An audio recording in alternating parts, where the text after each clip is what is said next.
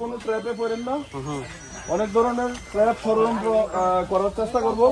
আমরা ওইসব ট্র্যাপে যাইতাম না।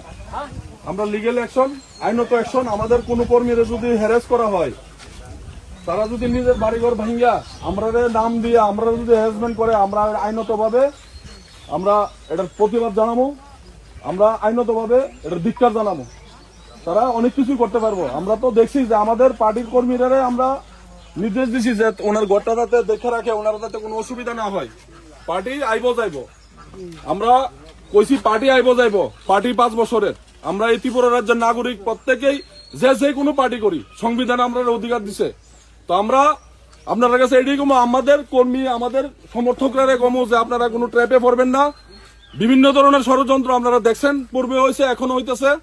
আপনারা শান্ত থাকবেন, কোনো ট্র্যাপে পড়বেন না আপনারা। আর যদি মিথ্যা মামলা দিয়ে তারা বাড়িঘর ভাঙ্গিয়া তারা যদি মিথ্যা মামলা দেয়, আমাদের কোনো কর্মীরা ইয়ে করে, আমাদের মহারাজ আপনাদের পাশে আছে, আমরা আপনাদের পাশে আছি। রাজ্যে দেশে আইন আছে, প্রশাসন আছে। আপনারা কোনো ট্র্যাপে পড়বেন না, শান্ত থাকবেন। তাদের ষড়যন্ত্রে আপনারা পা দিবেন না, এটি কথা আর কি। নইলে তো এরকম হইলে তারা তো ষড়যন্ত্র করছে। এই মহিলাগুলিকে থাকলো আজকে এনে এই ষড়যন্ত্রটা তেই করছে। তপজল আয়াসের এনে তারা এনে কোনজন মতন করে দিয়ে গেছে, দিয়েছে। এরপরে তার একটা একটিভ দিয়ে গেছে যে কি তার ঘরটা তুমি ভাঙো, এর ঘরের চাল পাল ফালা এটা সব কিছু চিহ্নমিন করেছে। কেউ ঢুকছে না, পুলিশ আছে না, প্রশাসন পার্টি। আমি কইছি পুলিশের কইছি, কেউ ঢুকছে না এনে বাড়িতে, না কেউ ঢুকছে না। এরকম হয়েছে, তার নিজের ঘরে নিজে আগুন লাগাইতেছে।